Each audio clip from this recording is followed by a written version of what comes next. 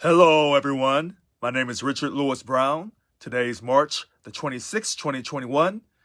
I seek your support to become the new Local 1000 president. This is a midday Facebook Live video.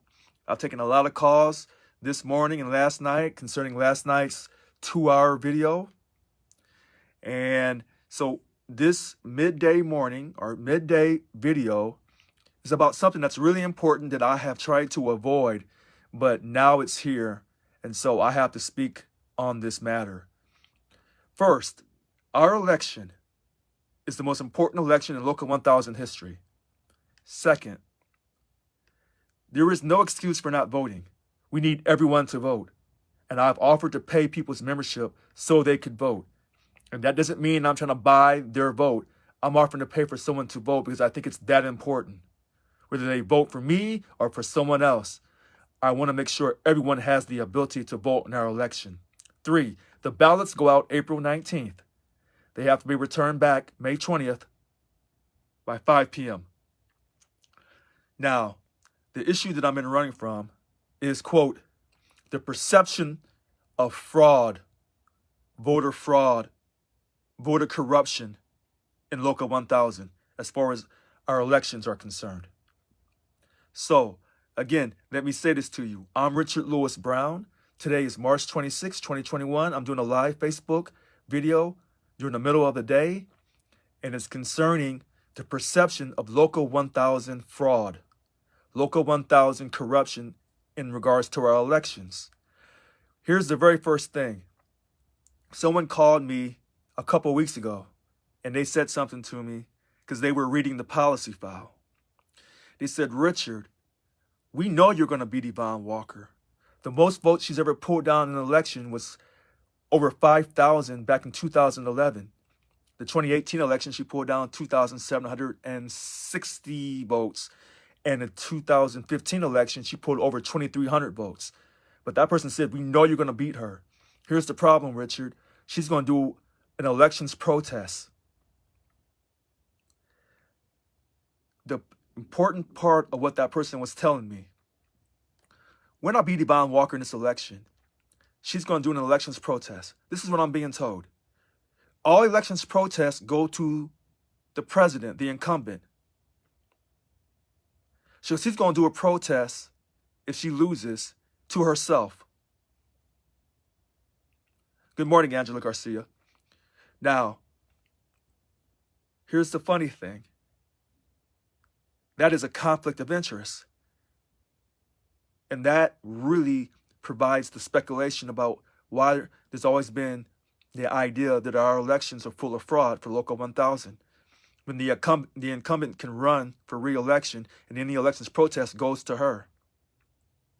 I see you, Donna Snodgrass. Yeah, that's the way it's been done in the past. Okay, so with that being said, her being the incumbent and the elections protest go to her, that's clearly wrong.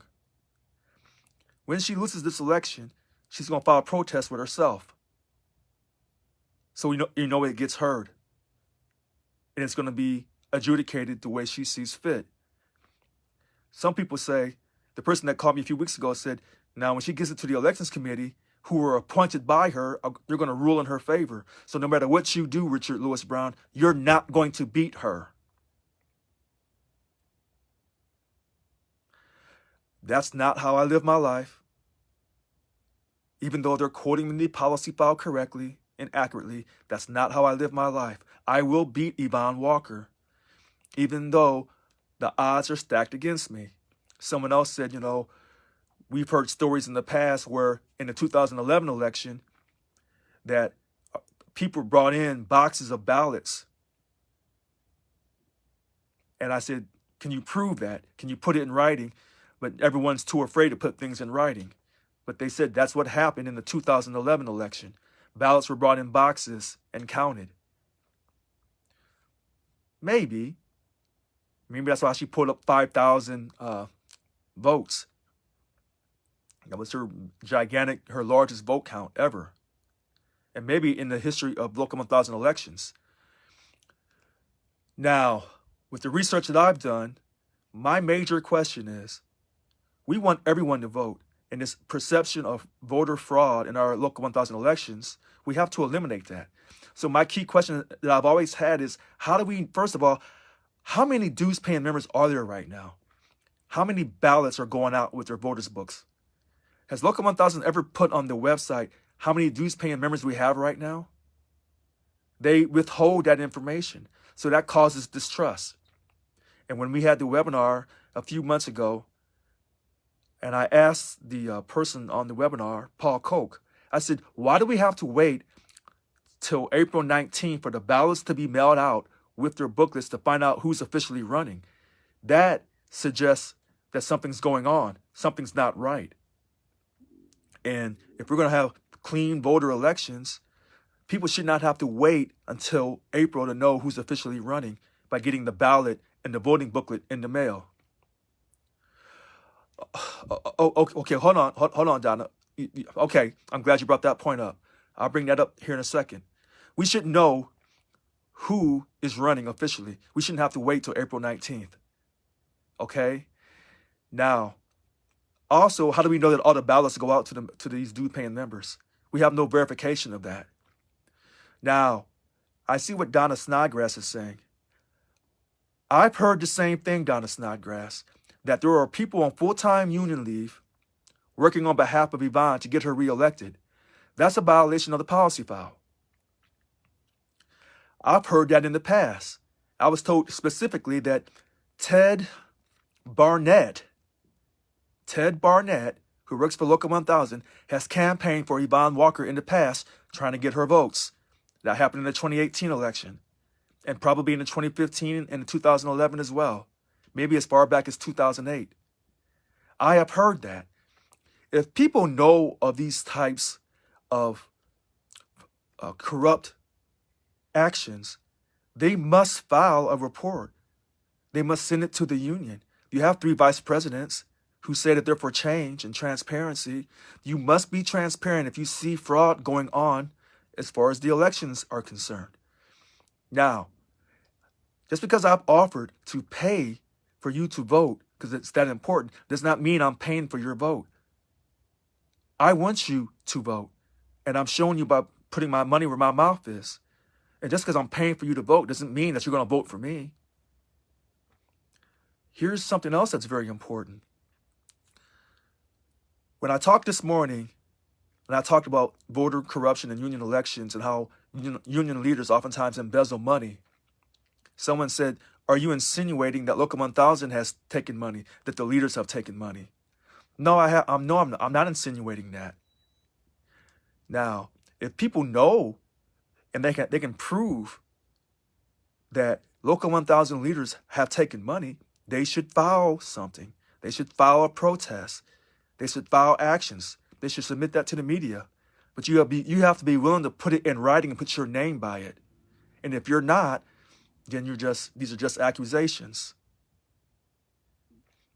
So with that being said, this is why this video about voter fraud, voter corruption in our Local 1000 elections, that's a perception. But there's rumors that, when there's so many rumors, eventually people start to believe that it's true. When people say, how can Yvonne Walker do such a bad job and always get reelected? But she's the elections protest chairman. She appoints the committee. All elections protests go to her. She appoints the elections committee. They answer to her. Then how can you trust the process? You don't trust the process. And that's part of the reason why people don't want to vote in these elections, because they don't trust the process. They think their vote won't matter. I'm telling you as Richard Lewis Brown on March 26, 2021, first of all, you matter. You will always matter.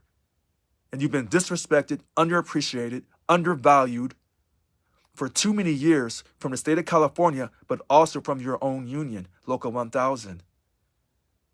I'm going to go back in time for a second, like I stated. There are people in the past who didn't believe in Local 1000's elections. One person's name, Kathy Hackett. In the 2008 election, she lost the election, and she felt that something improper had happened. But the person that she supported, Jim Hart, had won election for Local 1000 president. That was the first Local 1000 president. Prior to that, we were a civil service division, so he was the civil service director. But when we incorporated on December 2nd, 2003, the next election was in 2005. So in the 2008 election, in the 2008 election, when Kathy Hackett lost, she did an elections protest, but Jim Hart had won re-election, and they did another election for Kathy Hackett, and she won on the second election. So these elections that people say, oh, our elections are always clean and everything is good, that's not the case. Historically, that is not the case. So I just gave you a clear-cut example where someone said, I don't believe that this election was fair. But because the person she supported, because she was running for re-election in 2008, and Jim Hart was the person she worked with because he was the president, he made sure her elections protest was heard. They did a re-election, a re-vote, and then she got voted back in. Now, that's history. So when these people tell you, oh, we don't have any problems of having election irregularities, that's not true. They have problems with the voting machines in Local 1000 for voting. So all these things that they're saying, that's not true. Now, there was an election in 2005. I see that. But I'm referring to the 2008 situation. So people can look this up if they like. It's historical fact, because that's how I got the information. But it's important that people understand that even though there's this perception of voter fraud, voter corruption in Local 1000, we cannot let that stop us from voting. And even though we don't know until those ballots and those booklets go out on April 19th who's running, that's not right. And here's something else that I want to say about these elections and why people don't trust these elections. Local 1000 should be informing everyone about these elections for new leadership because it affects the direction, the pace, the culture of our union. Now, I understand that COVID is going on right now, but I don't see a massive effort by our union to inform people of this election and profile who's running and their vision, their platform, what they're going to do differently for the next 3 years. They're not doing that. But if it was for protecting Gavin Newsom from a recall, you're going to hear Local 1000 get involved. If it was about helping those two Georgia people who ran for U.S. Senate, you would have heard about that. If they were wanting to come to your building, if we weren't going through COVID, if they wanted to come to your building to get you to sign up to become a member and support their social justice issues, you would have heard about that. But when it comes to these elections for Local 1000, they're not going to tell you unless they have your personal email. And people, because they don't trust the union, they don't want to give their personal email to the union. So the union will only communicate to you about these elections through your personal email. And that's not right. That's just not right. That's a way of kind of saying, yeah, we're being transparent. But no, they're just giving you a form of transparency. They're not giving you true transparency. Someone asked me the question with those duplicate ballots. Well, how many duplicate ballots are printed up? How do they know how many to print up? So even though on the Local 1000 website, they tell you the process and they have these different vendors, the vendors that create the ballots, the vendors that print the ballots, and there's another company that mails them out, and there's another company that will count the ballot, that will organize the ballots, and then the company that created the ballots, they have their machine that they bring up here, and they run them through. But people don't believe this process. And when so many people don't believe in the process, then what does that tell you? And if you keep doing the same process over and over and over again, but you keep winning, then you don't have a problem with it. But people, when you have a low voter turnout, when you have close to 100,000 people, and you say, I think in the last election we had 58,000 dues-paying members, and less than 10,000 voted, what does that tell you about your union? That tells you they've lost hope, which is what I was talking about this morning. They've lost hope because they feel like you don't care, and they don't feel that you run clean elections. So I'm not trying to shame Local 1000. This is a constructive critique. But for the very fact, you don't even tell people right now how many dues-paying members we have in our union right now. You're not even telling them who's running until the booklet goes out. And then they have 30 days to make up their mind. But you haven't even, created a platform for the different candidates to come on together to share their different views, because you don't care, because this is the way you keep things under control. But you brag and you support the Democrats by saying you're for voting for all and unions for all in America, but you're being a hypocrite because in Local 1000, you're discriminating against the majority of the people, or almost 50% of the people, because you're requiring them to pay money to vote, and they don't want to pay money to vote because they can't afford it, or they don't want to support your political speech. So you're discriminating. So I see something here. We found 2 different return addresses on ballots as well. Was this to take a straw poll on the outcome? I don't know. I don't know about that.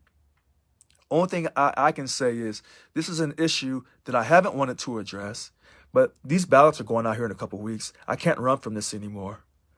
And so even though people have no faith in this voting process because of the, quote, perception of corruption and fraud, that's not stopping me. That hasn't stopped me from spending over $30-some thousand to win these elections.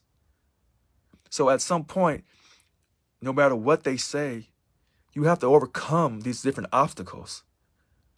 And even though the current president, she's the elections, all elections protests go to her, and she appoints the elections committee, and they answer to her, that's just how it is. And so all these policy file changes they were trying to do, they should have been doing this years ago. They shouldn't have not have waited to the last minute, because right now the only thing we should be worried about is that PLP, ending that PLP immediately. But this idea of voter fraud, voter corruption in our union, it's prevalent. And I know people say this all the time. Well, what I'm saying to you, do not let that discourage you. We must turn out to vote. We must turn out to vote. There's no excuses for not voting in elections in America. There's no excuse for this. When these people sit back and they tell you, well, I'm not going to vote in this, but if the new president's elected, it's not Yvonne Walker, then I'll come back. That's bogus. You got to do your part. You have to do your part. You have to vote in this election. I'm going to keep saying this. Okay, I'm going to stop this now, but I wanted to address this. Yeah, I agree. She's not doing anything but social issues because she sees herself as a politician. And I'm referring to Yvonne Walker because if she really wanted to encourage people to vote, first she would allow everybody to vote. See, that's when you say you're for everyone equally and you're going to treat everyone with equal respect and equal dignity, and you believe in the people that you represent, you allow them to vote because you're not insecure about your behavior. You're not insecure about your intelligence. You're not insecure about your ability to fight for the people. So by you not allowing people to vote, by you discriminating against these people because they don't believe in you, and by you discriminating, you can kind of control the outcome. That tells me a lot about the Local 1000 leadership, starting with Yvonne Walker and starting with this elections process that people don't have faith in. So people can say all that they want, that we have good elections and blah, blah, blah, but people are not believing what they're hearing. That's just reality. Anyway, I'm Richard Lewis Brown. I want to thank you for taking a few minutes during the middle of the day to hear me talk about the perception of voter fraud, voter corruption in Local 1000, but how we're not going to let that stop us. We're going to still turn out to vote. We're going to create a new culture, and I'm going to become the new president. I'm going to defeat all the odds. Okay, thank you. Have a great day. March 26, 2021. I'm Richard Lewis Brown for Local 1000 President. Thank you.